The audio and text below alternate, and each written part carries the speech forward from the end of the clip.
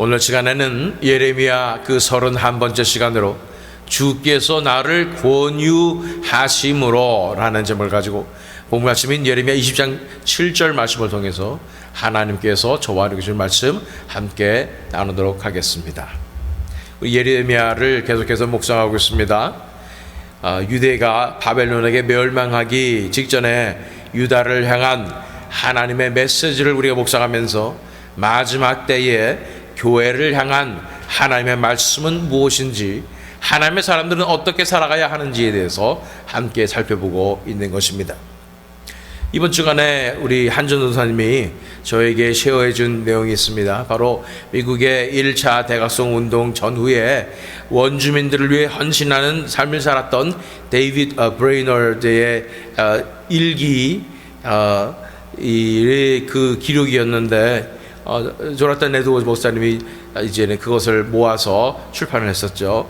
이것은 바로 미국 원주민들에게 있었던 놀라운 부흥의 역사에 대한 기록이었던 것입니다. 저는 그렇게 부흥의 놀라운 역사가 원주민들에게도 있었는지를 잘 몰랐습니다. 그런데 하나님의 말씀의 엄정함과 능력이 드러나자 그 말씀 앞에 찔림을 받아서 그 엄정함 앞에 다 무너져서 엎드러져서 회개하는 역사가 그 원주민들 가운데 정말 관심도 없었던 것 같은, 이렇게 또 오히려 복음을 거부하고 복음을 받아들이지 않으려고 했던 그 원주민들 가운데 강권적으로 일어난 그 사건을 그 일기로 기록한 것을 읽게 되었습니다. 이와 같이 부흥은 우리의 어떠함과 상관없이 성령님의 능력으로 일어나는 역사로서 인간이 계획할 수도 없고 인간이 만들어낼 수도 없으며 오직 하나님의 은혜로, 하나님의 때와 하나님의 방법으로, 하나님의 때에 하나님의 방법으로 주어지는 것임을 믿습니다. 그런데 교회사를 통하여 부흥이 일어났을 때에는 교회가 힘을 잃고 세상의 세력에 굴복할 것 같은 상황일 경우가 많았습니다. 하나님께서 특별히 부흥이라는 방법을 통해서 교회를 다시 일으켜 세우시고 그리스도인들을 깨우시는 것입니다.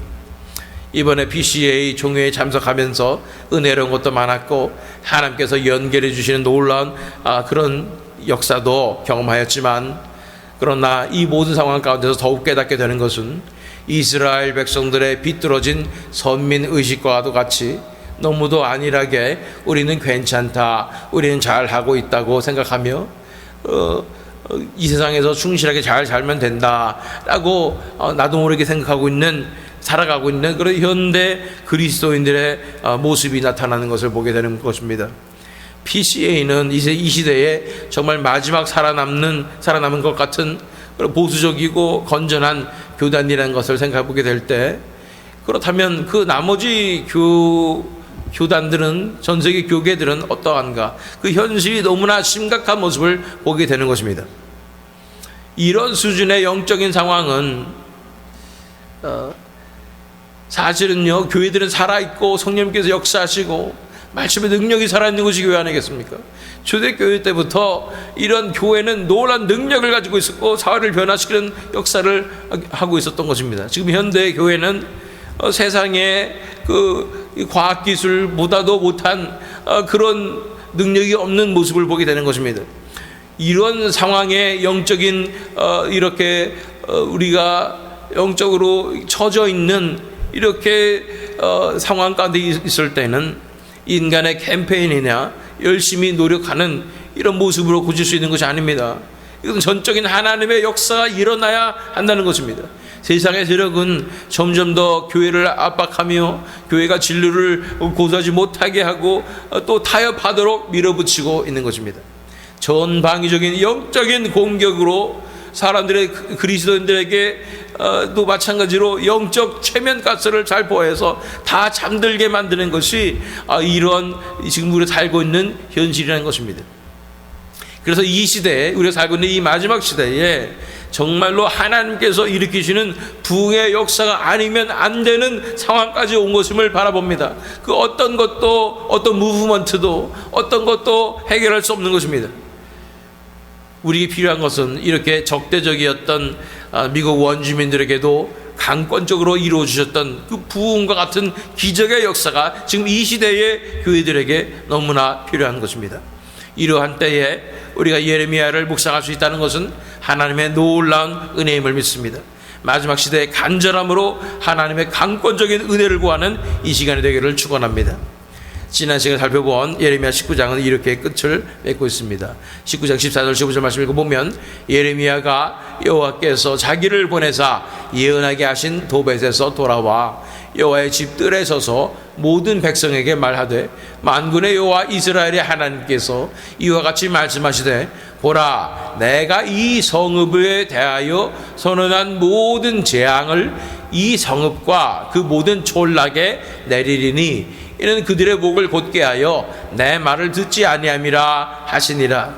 예레미야가 이제는 도벳 이 흰눈 골짜기에서 돌아왔습니다. 그래서 거기에 이제는 여호와의 집의 뜰에 서서 백성들에게 말하는 것입니다.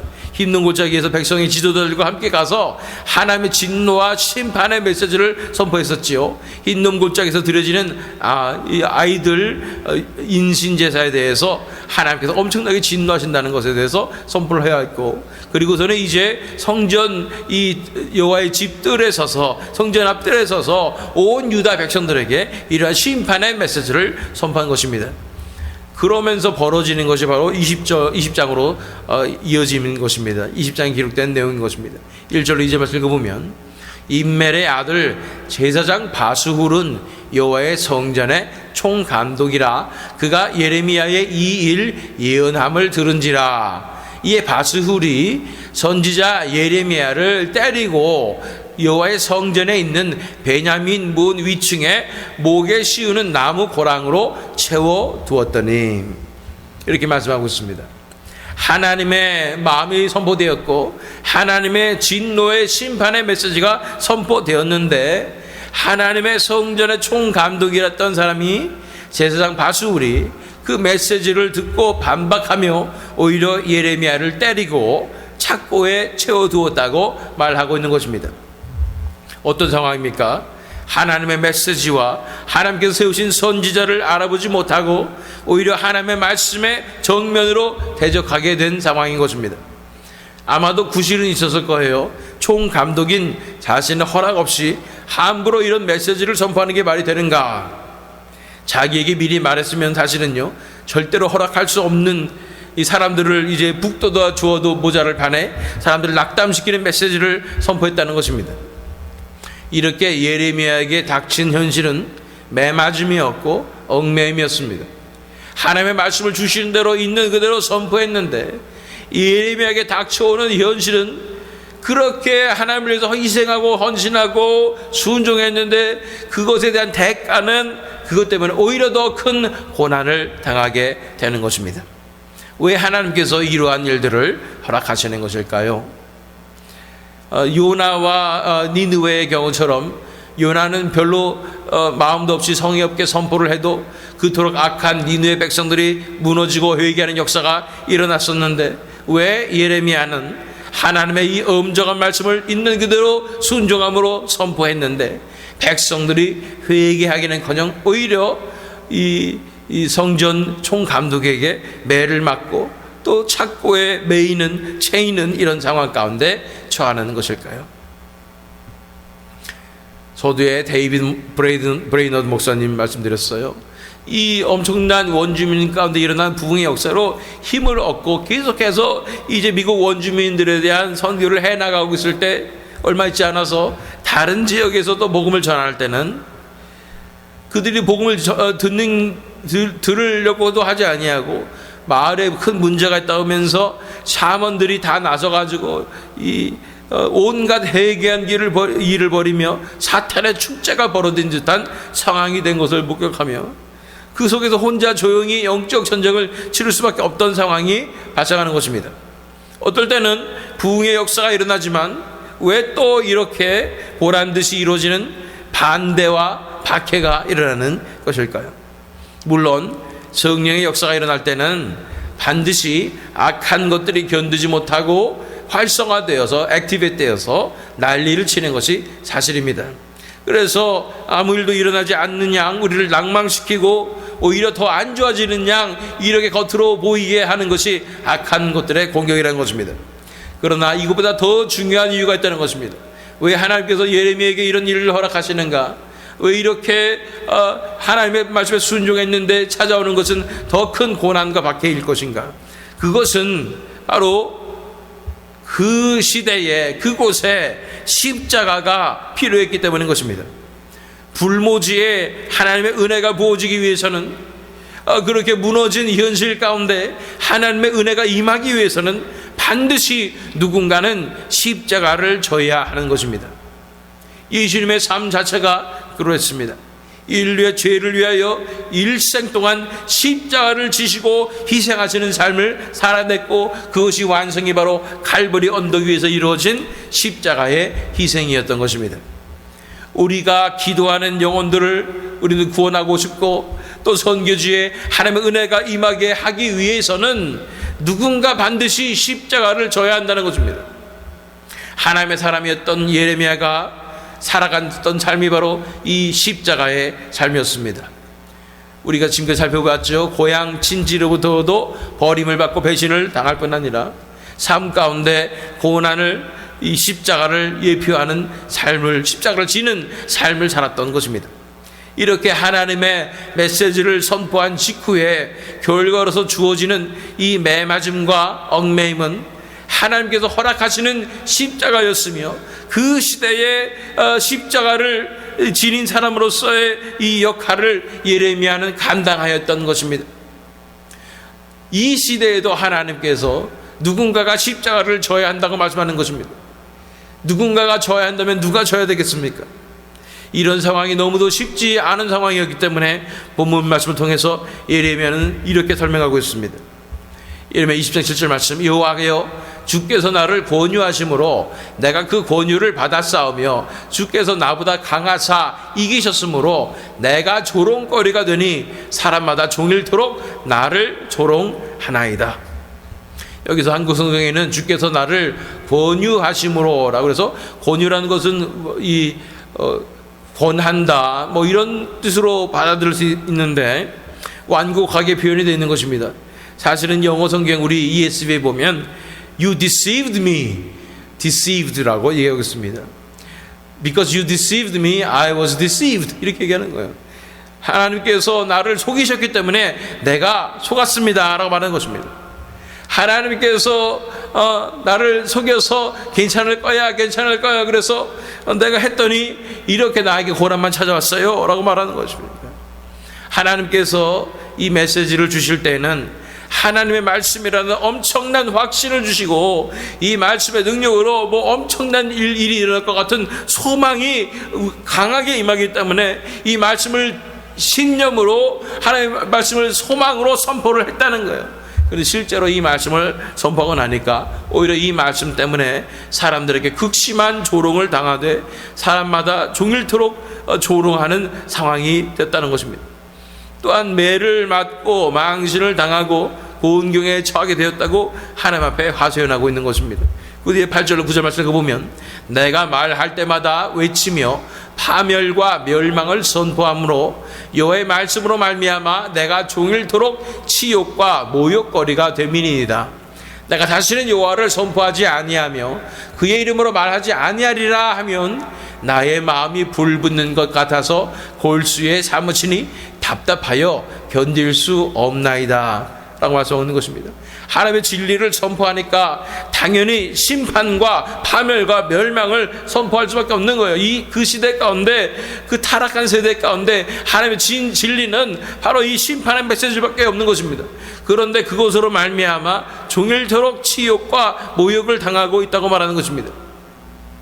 그렇다고 하나님께서 주시는 말씀을 전하지 않으리라고 입을 다물려고 그래도 하나님께서 주시는 강렬한 마음 가운데 열망 때문에 마음이 불붙는 것 같아서 견딜 수가 없기 때문에 전하지 않고는 베낄 수 없는 그런 상황으로 만드셨다는 거예요.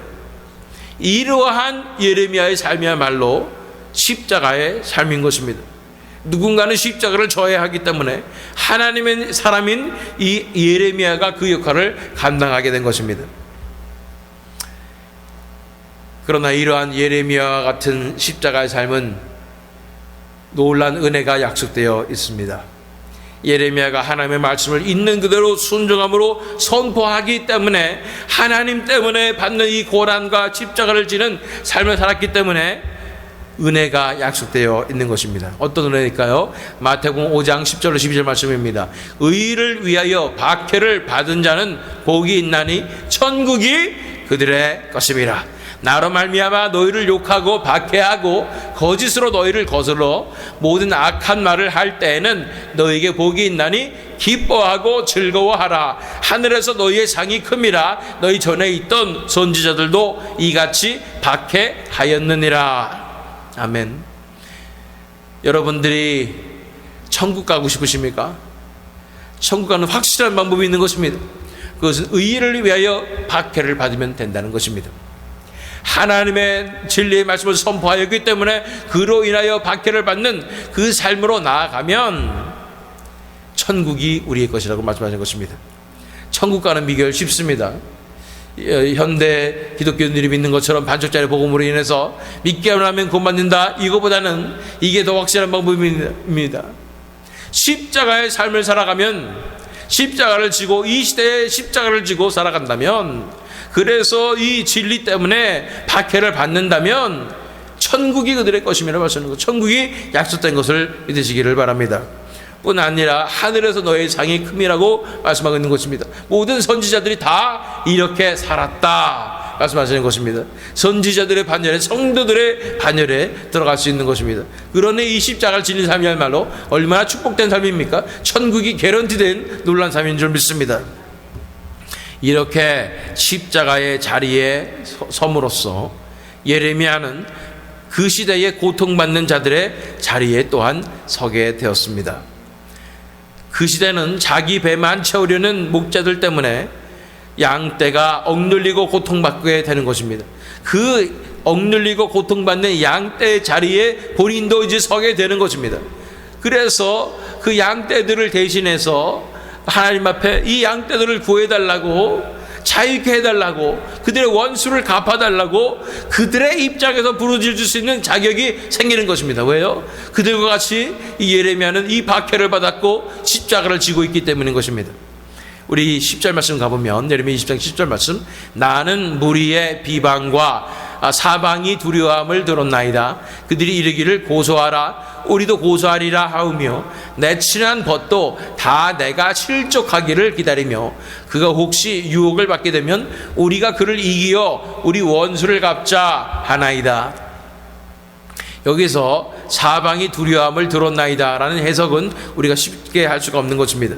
그러나 한마디로 우리가 말씀드리면 이 사방의 두려움이란 것을 별명으로 삼아서 이 예레미야를 놀리는 그런 상황이 있는 것입니다. 나는 무리의 비방과 사방의 두려워함이라는 이런 놀림을 받습니다 라는 것입니다. 그래서 그들이 이르기를 고소하라, 우리도 고소하리라 하면서, 이 고소하는 예레미야한테 고소하는 말이 아니고 다른 사람들이 서로 얘기하는 거예요. 우리 고소 좀 하자, 나도 고소할게, 이러면서 무너뜨리려고 하는 거예요. 내 친한 것도 다 내가 실족하기를 기다리며 그가 혹시 유혹을 받게 되면 우리가 그를 이기어 우리 원수를 갚자 하나이다. 이렇게 보고 있는데, 나를 열심히 바라보고 있는데 뭐 잘못하나 보고 있다는 거예요. 그래서 뭐 하나 잘못하면, 실족하면 그거 무너뜨리려고 한다는 얘기예요.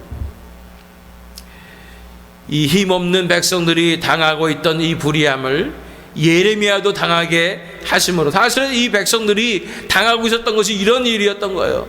힘 있는 자들이 이 힘 없는 자들, 가난한 자들을 이렇게 괴롭히며 무너뜨리며 이렇게 플롯을 내세워서 그렇게 억눌렀던 것입니다. 이제는 이 예레미야가 이런 상황을 당했기 때문에 그들을 대신해서 하나님 앞에 호소하는 것입니다. 그들의 비열하고도 악랄함을 하나님 앞에 호소할 수 있게 되는 것입니다. 십자가의 능력이 이것입니다.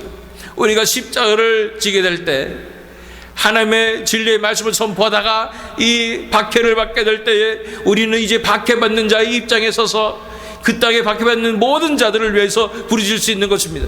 그 땅에 억눌린 그 모든 자들을 위해서 부르짖을 수 있는 자격이 생기는 것입니다. 이제 나의 퍼스널한 것이기 때문에 이제 하나님 원수를 갚아주시옵소서, 그들을 위해서 부르짖을 수 있게 되는 것입니다. 11절 12절 말씀, 그러하오나 여호와는 두려운 용사 같으시며 나와 함께 하심으로 나를 박해하는 자들이 넘어지고 이기지 못할 것이오며 그들은 지혜롭게 행하지 못함으로 큰 치욕을 당하오리니 그 치욕은 길이 잊지 못할 것이니이다.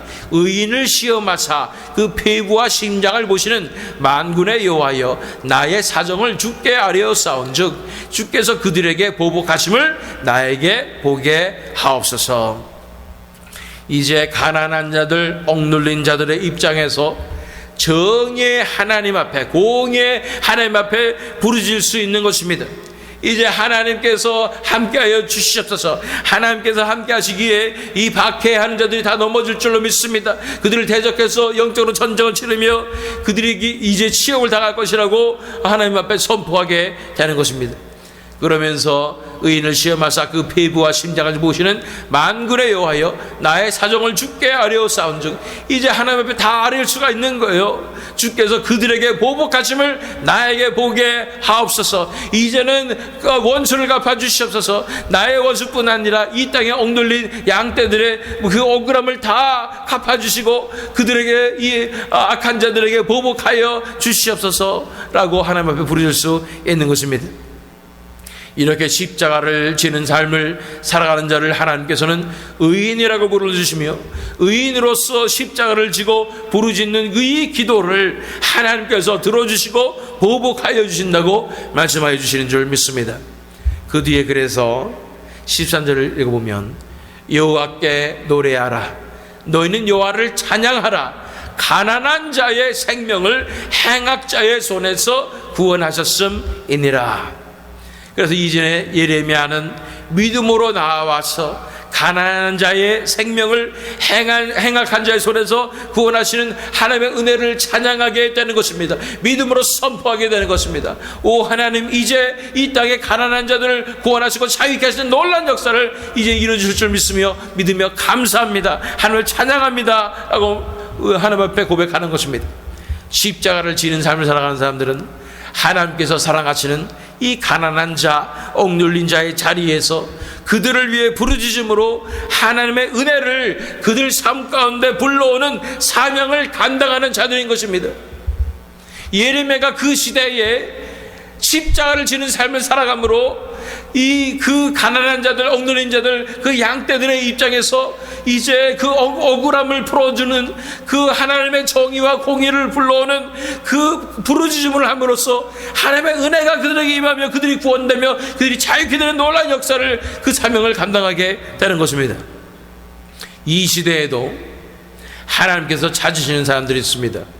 이렇게 예레미야 같이 또 예수님 같이 십자가를 지는 사람들입니다.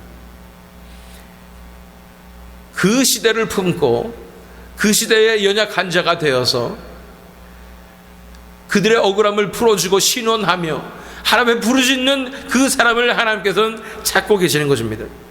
시대가 어두우면 어두울수록 하나님의 사람들의 십자가가 더욱더 절실합니다. 누군가는 십자가를 져줘야 하는 것입니다.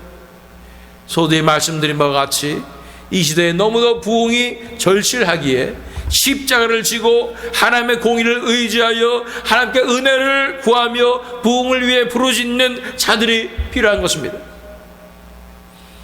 이 땅에 죽어가는 영혼들을 불쌍히 여겨주시옵소서. 이 억눌린 영혼들, 박해받는 영혼들, 고통당하는 영혼들을 불쌍히 여겨주시옵소서. 그 십자가, 그들의 십자가를 지고 하나님 앞에 부르짖을 수 있는 하나님의 사람들이 필요한 것입니다. 앞에 빤히 십자가가 보여요. 이 길로 가면 나는 십자가다. 이 길로 가면 고난이고 내가 욕먹을 것이고 사람 나를 싫어할 것이고, 그럼에도 불구하고 그 십자가를 택하며 십자가를 피하지 않으며 예수님께서 내 앞에 십자가를 떡하니 주실 때 그 십자가를 기쁨으로 험한 십자가를 꼭 붙들며 이렇게 살아가는, 자신을 온전히 내어드려서 그 길로 나아가는 이 시대에 가난하고 억눌린 영혼들을 품으며 그들의 고통에 동참하며 그들 대신에 공의를 위하여 부르짖는 사람들을 통해서 하나님께서 이 시대에도 반드시 역사해 주실 줄 믿습니다.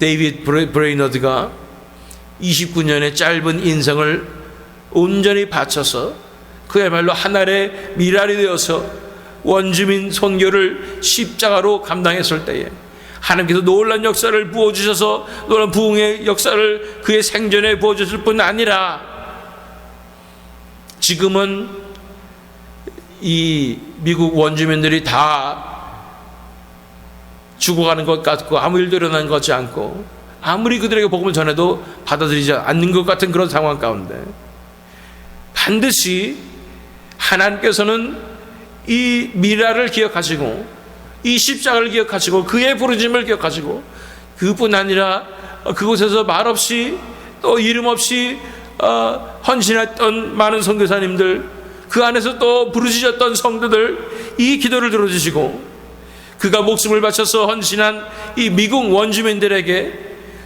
그들이 갖고 있는 깊은 상처와 학대 그리고 억눌림으로 복음의 마음을 닫아버린 그들에게 다시 한번 십자가 복음의 부흥의 역사를 내려주실 줄 믿습니다. 그들에게 임했던 그 말씀을 인해서 복음으로 인해서 임했던 그들이 무너졌던 그 부흥의 놀라운 역사를 이제는 이 시대에도 하나님께서 들어주시고 그들에게 놀라운 십자가 복음의 부흥의 역사를 내려주실 줄 믿습니다. 저 또한 이 십자가를 지는 사명을 이 십자가의 삶을 사는 사명을 감당하고 싶습니다. 이 마지막 때에 하나님의 뜻을 품은 하나님의 사람으로서 더 이상 내 세상에 갇혀서 내 할 일만 하고 내 것만 신경 쓰고 내 가족만 신경 쓰고 내 교회만 신경 쓰고 이러면서 갇혀서 주위를 돌아보지 못하는 그런 상황이 되는 것이 아니라 그것이 저의 약점입니다. 이제는 정말로 이 십자가를 지고 주위 이웃들을 사랑하며 형제자매들을 내 이웃과 같이 내 몸과 같이 사랑하는 삶을 살아가는 제가 되기를 원합니다.